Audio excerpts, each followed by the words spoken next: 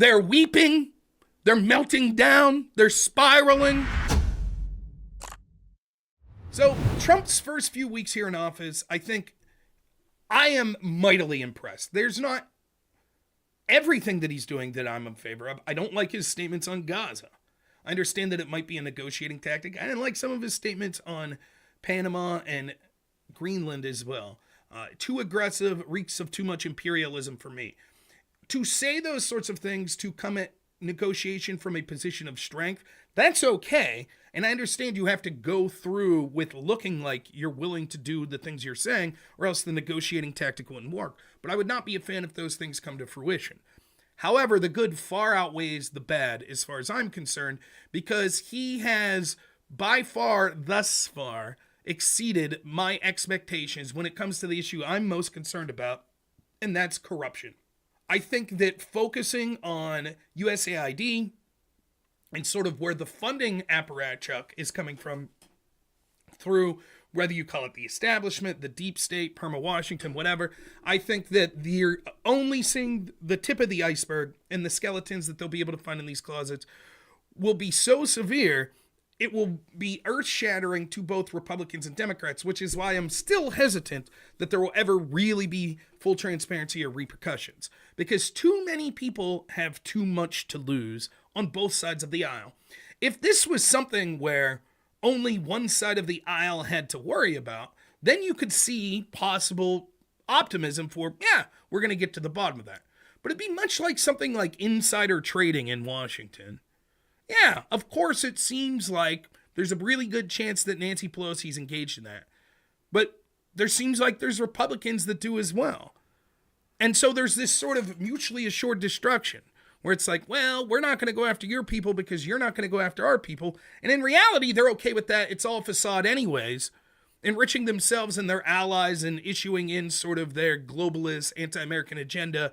It's always been the goal in the first place anyways for the establishment Republicans and Democrats. So when you have the occasional outsiders that come in and say, yeah, this is corrupt, let's do something about it, it never goes anywhere. And the biggest impediment to actually doing things like massively defunding USAID, it's going to be Republicans. That's going to be where the big fight comes from. Because if all Republicans are on board, seeing as how they have the House and the Senate, I'm not saying they could snap their fingers and get anything accomplished, but they'd be able to get far more done. But there's going to be opposition, just like what you're seeing with Trump's confirmation hearings of the people he's appointed. You have to appease the handful of Republicans that are just openly hostile to any sort of cultural or political change within even the Republican Party. They don't want meaningful change. They want the status quo. And so that's where the big fight's going to be. Another point to make here is it's occurring so fast. That's the thing that's stark to me. It's so fast that the Democrats can't keep up. Like, is it not shocking to you that the Democrats have all but given up on the trans issue? Isn't that shocking? Like, Trump signing this bill. We're banning biological men from women's sports. He's got all these girls around him. Everyone's clapping, going, wow, the picture's phenomenal. He's not sniffing little girls' hair. Good stuff. Democrats don't know how to relate to that. They're like, wait, what? Wait, Trump's taking questions? He's not sniffing little kids' hair? Wow, that's weird. That's odd. Better get Chuck Schumer out there to yell. Where's Bernie to yell about some onesies, right? They gave up. How are they going to put their energy on that? Because they're putting all their energy into the illegal immigration stuff.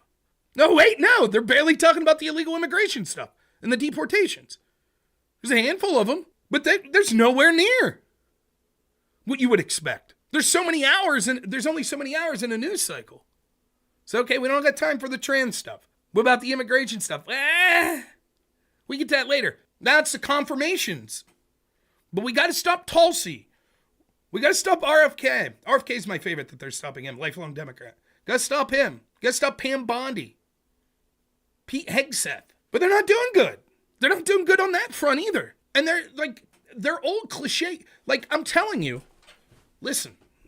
At the height of the insanity of the cultural power of the Democrats, which we'll talk about, where does that power come from? We'll talk about that today through USAID and elsewhere. I went into the Lion's Den over and over and over and over and over and over, and I still will.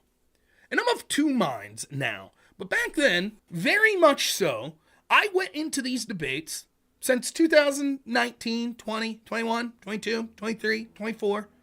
I debated people all the time from the left. And yes, I would raise my temperature with them.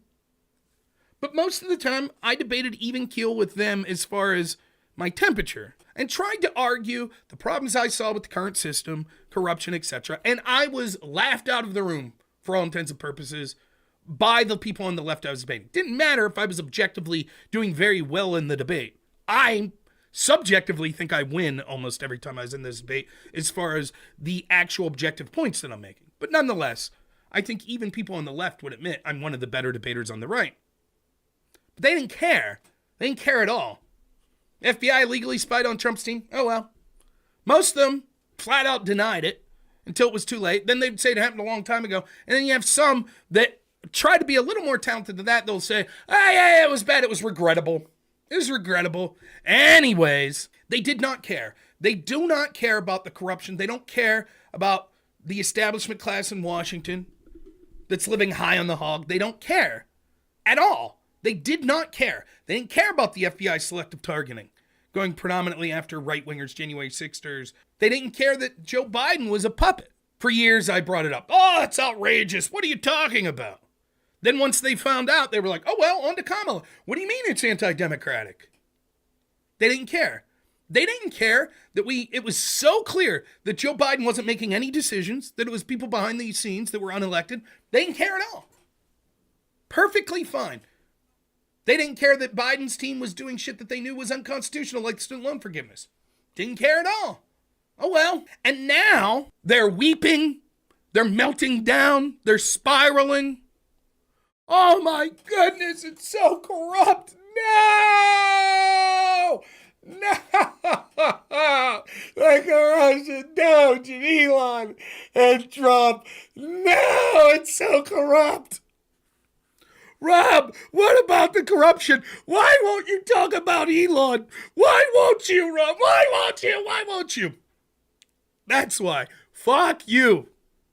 Fuck all of you. I don't care what you people think. Now, if I'm talking to someone new, I'll feel out what their feelings were on corruption in the past 8 years. And actually it goes back much longer than that. And if I feel that there are people that were concerned about it then, but are concerned today, I'll have a good faith conversation with them. No problem. But as you saw with my interaction with Econo Boy the other day, I am not suffering fools. Yes. But Rob, Econo Boy, he doesn't seem like he's an extreme person. He talked very calmly and was just asking you some questions. And so, I think it would behoove you to answer questions, because when you say that he didn't care about corruption, that's sort of a whataboutism, and it seems unfair. He seems very level-headed and someone... Yeah, fuck you. I know who Econo Boy is. I've debated him many times. Econo Boy and his co-host, Pondering and Pisco and Hutch, they thought that the going after Trump was perfectly legitimate. It was all on the up and up. That's what they thought.